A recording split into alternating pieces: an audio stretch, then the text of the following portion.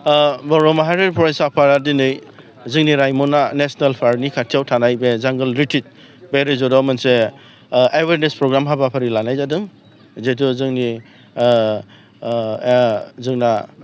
जोंनि नैबे एनिमेल्स जुनारफोरखौ सेभ खालामनांगौ आरो जोंनि नैबे फरेस्टखौ प्रटेक्सन होनांगौ बेनि सायाव बेवहाय जोङो गासैबो बे ओनसोलनिनो गावबुरा बिथांमोनखौ लेंहरनाय जादों आरो बुद्धिजिबि बिथांमोनखौ लेंहरनाय जादों आरो जोंनि बे ओनसोलनिनो लाइमोनफोर इउथ्सफोरखौ गासैखौबो लेंहरनायजों लोगोसे जोंनि NGO आरो जोंनि BoNSUनि बिबानगिरि आरो बे ओनसोलनि रायजो राजा बिथांमोनखौ जों लेंहरनाय जादों आरो बेयाव जों गुवारैनो सावरायदों दे जोंनि हाग्रानि गोनांथि जिब जुनारनि गोनांथिखौ जिहेतु बे रायमना नेशनेल पार्कआ नेशनेल पार्क हिसाबै डिक्लेयार जाबाय भारत सरकारजों दा बेखौ फोथांनानै लाखिनांगौआ जोंनि बे ओनसोलनिनो सुबुंफोरनिल' नङा गासैबो जोंनिनो बे मोनसे बर' हारिनि मोनसे गिदिर मोनसे सम्पति दा बे ओनसोलावहाय जोङो रिसेन्टलि नुनो मोन्दों जे जोंनि रेयार स्पिसिस गल्डेन लांगुर जाय गल्डेन लांगुरा खालि जोंनि सोनाब आसामावल' जोंनि भुटान जोंनि बे बड'लेण्ड एरियायावल' बे थायो बेयावल' बिथांमोना मोजाङै थांनानै थानो हायो दा बेखौहाय लानानै गोबां फालांगि खालामनाय आरो जोंनिनो ओनसोलनिनो मानसिफ्राबो बै फालांगि खालामग्राफोरखौ हेफाजाब होनाय आरो जोंनिफ्राय लांनानै दिनै गोबां खौथिनि दस्रा देशाव फानहैनाय बेफोरबादि इलिगेल माखासे एक्टिभिटिसखौ जों नुनो मोन्दों बेफोरो जोबोद दुखुनांथाव मानो होनोब्ला दिनै जोंहा रायमना नेशनेल पार्कखौ जों सेफटि जों प्रिजार्भ खालामनायजों लोगोसे जिब जुनारखौबो जों खालामनांगोन दिनै जिब जुनारखौ जोङो प्रिजार्भ खालामनो हायाबा जाय जिब जुनारखौ गुबुन जायगायावनो नुनो हाया अब्ला जोंना जिब जुनार गैयाब्ला दिनै गुबुन जायगानिफ्राय दिनै टुरिस्टफ्रा दिनै दावबायफैनाय नङा आलासिफ्रा फैनाय नङा आरो बेजों लोगोसे जोंनि बे ओनसोलनियाबो दिनै थांनानै थानो हानाय नङा दा जोंहा दिनै टुरिस्टफोर लाबोनो हायोबा रायमना नेशनेल पार्कखौ जों फोथांनानै लाखिनो हायोबा जिब जुनारखौ जों एरहोनो हायोब्ला गोबां जोंनि बे ओनसोलनि लाइमोनफ्रा दिनै रेजर्ट होनानै एबा दखान होनानै गारि मटर सालायनानै दिनै गोबां रोखोमै थांनानै थानो हागोन आरो बेजों लोगोसे जोङो दिनै बे रायमना नेशनेल पार्कनि हाग्राखौ जोङो दिनै फोथांनानै लाखिनांगोन थांनाय समफ्राव जों नुनो मोन्दों गोबां गिदिर बिफांफोरखौ दिनै जोंनि फरेस्ट डिपार्टमेन्टनिफ्रायनो दिनै दंफां सिखावफोरजों लोगो नांनानै फानहरनायखौ जाहाथे बे जिनिसा एबार जानो दा थांथोंसै मानो होनोब्ला दिनै दंफाङानो गैलिया आरो दंफां लाइफां गैयाब्ला बे जिब जुनारा बोरै थांनानै थागोन फिथाइ सामथाइ मोनजायाब्ला अब्ला जोङो दिनै दंफां लाइफां गैयाब्ला दिनै जों आबाद मावनानै जाग्रा जोंनि बर' सुबुंफ्रा मा जागोन दिनै अखानि आंखाल जागोन आरो दिनै बेल' नङा गिथावनासिना जाहैबाय फैबाय थानाय समाव जोंनि बे हाखराव जों दंखल दैखर जावनानै जों दै लोङो बेयो दिनै 30-40 फुटावनो जों दिनै मोनो नाथाय दंफां लाइफांखौ जों फोजोबनानै लायोब्ला सानसे समाव जों 100-200 फुटनि उनावबो गोथौआव जावबाबो मोननाय नङा बै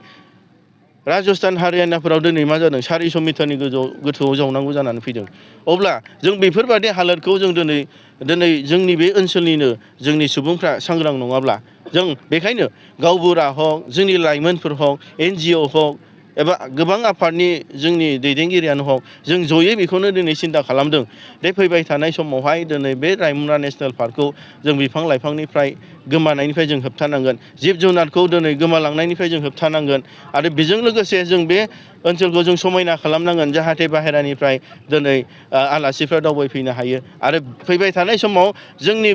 गथ' गथायफ्रा खस्थ' मोना जाहाथे अखा बांखानिफ्राय जों अभाब जाया दै लोंनायनिफ्राय बेसिक थांनानै थानाय मानसिनि बेनिफ्राय जों दिनै बन्सित जाया दा बेखायनो जोङो जोंनि लाइमोनफोरखौ स्पेसियेलि दा बिथांमोनखौ जों खावलायदों दा बिथांमोना दिनै बे ओनसोलखौ प्रिजार्भ खालामनो हायोबासो फोथांनानै लाखिनो हायोब्लासो बिथांमोनाबो दिनै थांनानै थानायनि परिबेसखौ मोनगोन आनइमप्लयड इउथ्स जाय बिथांमोना दिनै साख्रि बाख्रि मोनाखै आरो बेजों लोगोसे जों नुबावदों लाइमोनफोरखौ दिनै जों वर्क कालसारखौ जों लाखिफिननांगोन मानो होनब्ला गोबां हा हु दिनै ओरैनो थाबाय सोरबा बादिया दिनै थिखा मावनो होसोबाय दिनै समानो नस्थ' जाबाय दिनै आबाद मावनायानो थालांबाय जाहाथे बै जिनिसखौ जों गोसोआव लानांगोन जे जों थिखा मावनायल' नङा आबाद मावनानैब्लाबो जों दिनै सासे एन्टारप्रेनर जानो हायोब्ला जों खौथिनि मालिक जानो हायो जोंनि जा गोबां जोंनि सुबुंफोरखौबो आनइमप्लयडफोरखौबो जों फोथांनानै लाखिनो हायो दिनै जा हा हु दं जों गासिबो दं दैनिफ्राय लानानै जों सानलाइट दं जोंना गासिबो दं माबाफ्रा आरो बे हाया जाहैबाय बिराद हासार गोनां हा दा बेवहाय जोंना गायबानो आबादानो जायो जिखि जाया आबादानो जायो अब्ला जोंहा मोनसे थांनानै थानायनि जे मोनसे परिबेस दं बे परिबेसखौ जों लाखिलांनांगोन नङाबा फैबाय थानाय समावहाय जों मोनसेबो भागआवहाय जोङो थालांनांगोन आरो जों थांनानै थानायाबो प्रब्लेम जागोन आरो फैबाय थानाय फंबाय बिनानावमोन गथ' गथायाबो दिनै एखे कालसारखौनो लालांगोन बेखायनो आं दिनै बे मिडियानि गेजेरजोंनो बुंनो लुबैदों जेरावखि थाया मानो खालि नैबे रायमना गसाइगाव ओनसोलनिल' बर' सुबुंफ्रा नङा जेरावखि आसामनि दाब दाब जायगायाव थाया मानो बेंगलावनो हक जे नागालेण्डआवनो हक